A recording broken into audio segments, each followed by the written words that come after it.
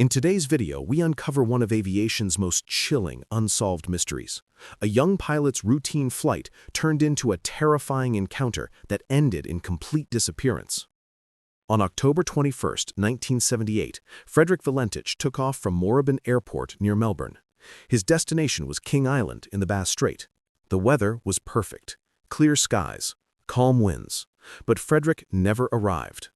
Before we dive deeper, let me know in the comments where you're watching from, and if you're into unsolved mysteries like this one, make sure to subscribe. Alright, let's get back to the case.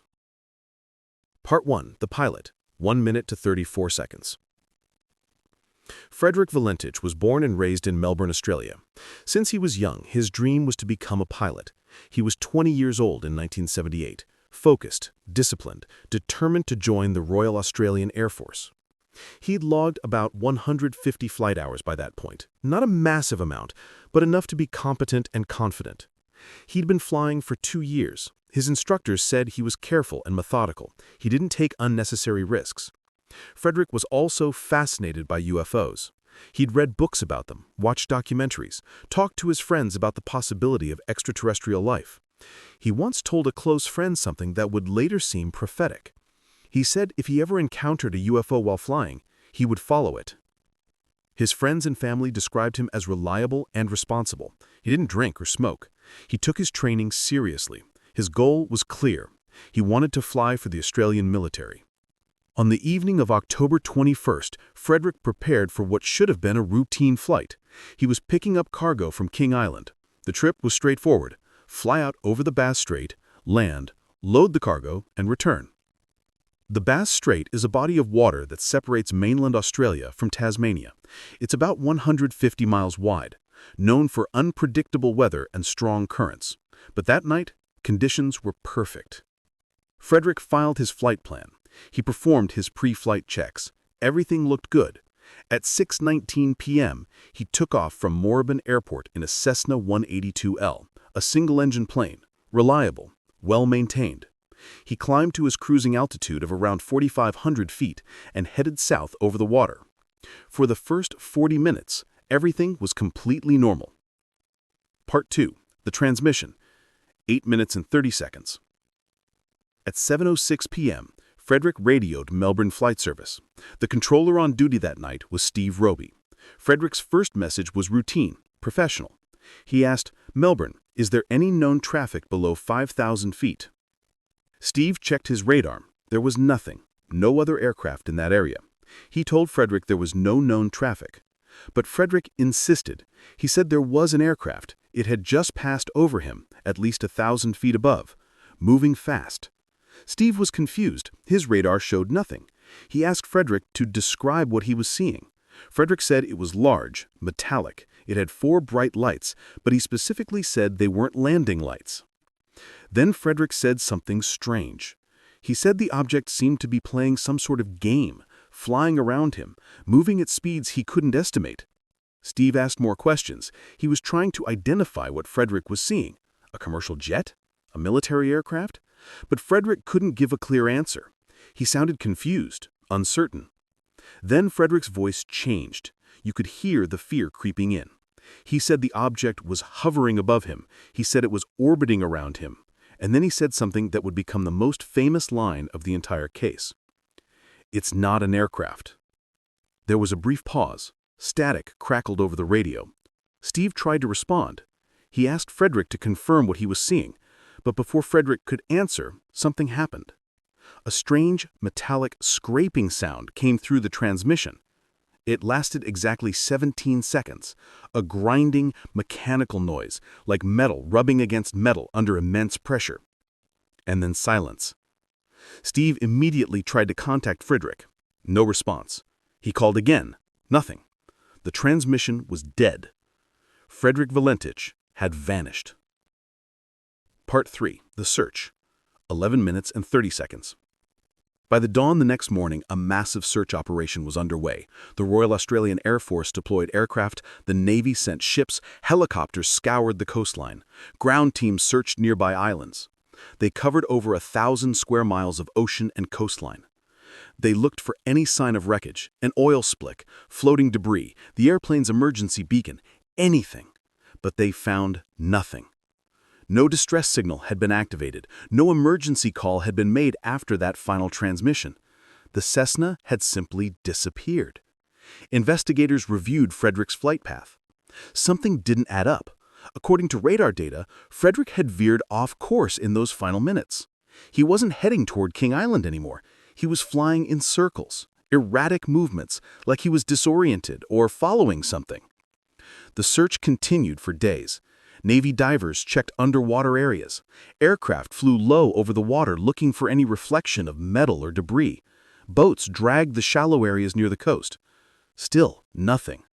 The official investigation was launched. The Australian Department of Transport took over. They interviewed everyone who had contact with Frederick that day, his flight instructor, his family, the ground crew at Melbourne Airport. They analyzed the radio transmission. Audio experts studied that 17-second metallic sound. They tried to identify what could have caused it. Engine failure?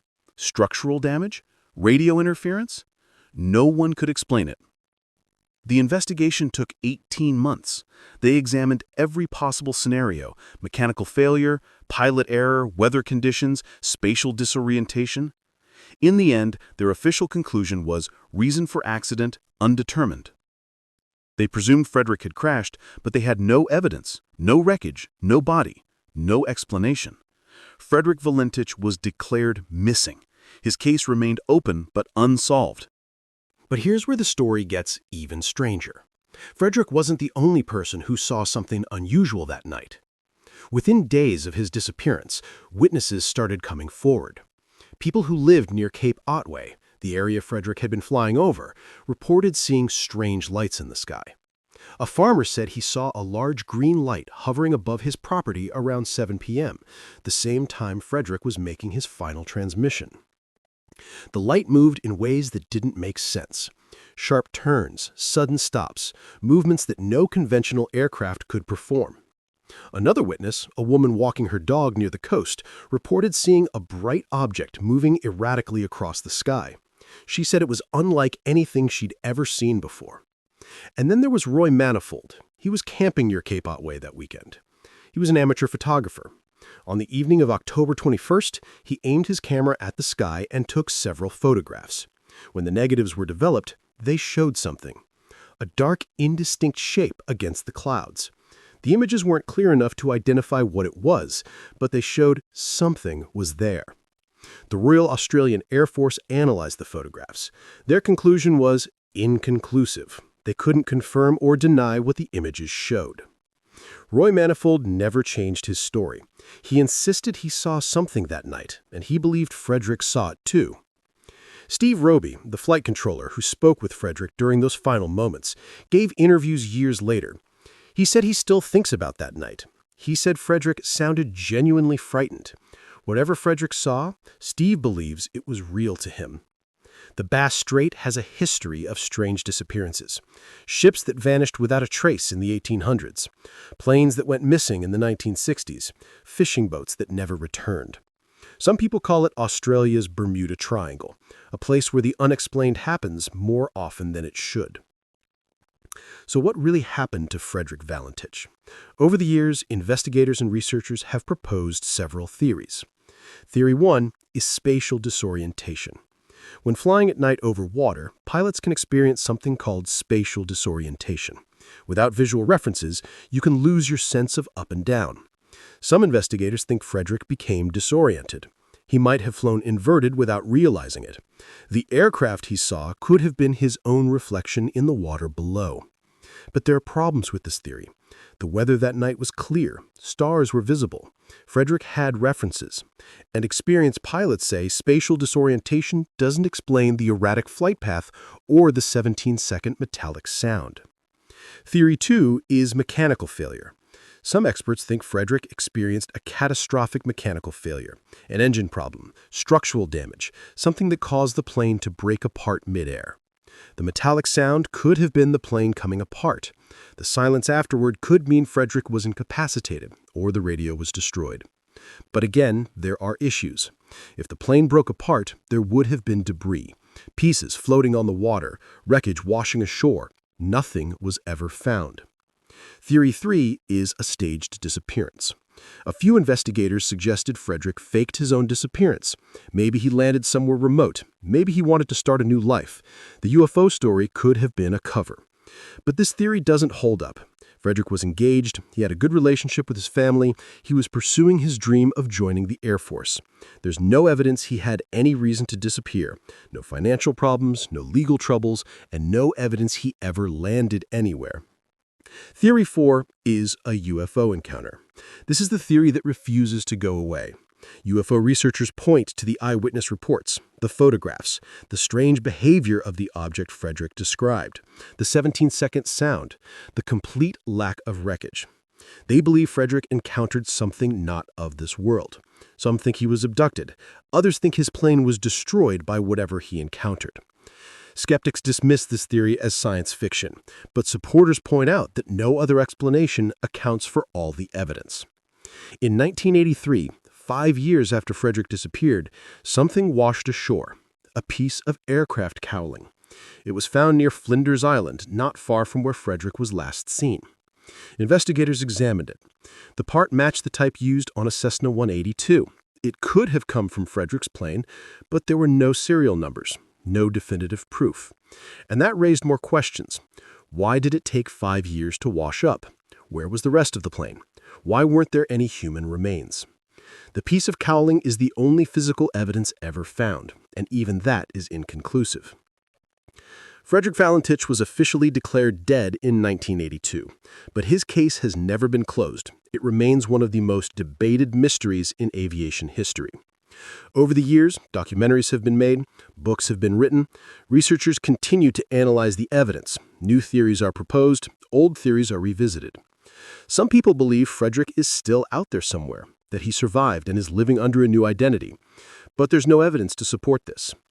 Others believe his remains are at the bottom of the Bass Strait, that the plane sank in deep water and was never found. But extensive searches found nothing. And then there are those who believe Frederick encountered something we don't understand, something that defies explanation, something that took him from this world. Steve Roby, the flight controller, said in an interview that he still hears Frederick's voice sometimes. Those final words, "It's not an aircraft." Frederick's family has never given up hope for answers. They've cooperated with every investigation. They've shared everything they know, but answers have never come. The case remains officially unsolved. The Australian government has not reopened the investigation. The evidence that exists is all we have, and it's not enough to solve the mystery. On October 21, 1978, Frederick Valentich took off on a routine flight. He was a young man with dreams of joining the Air Force. He was disciplined, careful, not someone who would panic easily. But something happened in the skies over Bass Strait that night, something that terrified him, something that made him say those final words. "It's not an aircraft." And then he was gone. Was it spatial disorientation, mechanical failure, a staged disappearance? Or did Frederick encounter something we can't explain? Nearly 50 years later, we still don't know. Somewhere beneath the dark waters of Bass Strait, the truth may still be waiting. Or perhaps the truth is somewhere else entirely, somewhere we're not ready to look. What do you think happened to Frederick Valentich? Let me know in the comments. And if you want more unsolved mysteries like this, make sure to subscribe. This case reminds us that even in our modern world, with all our technology and knowledge, some mysteries remain unsolved. Some questions remain unanswered. And some people simply vanish without a trace.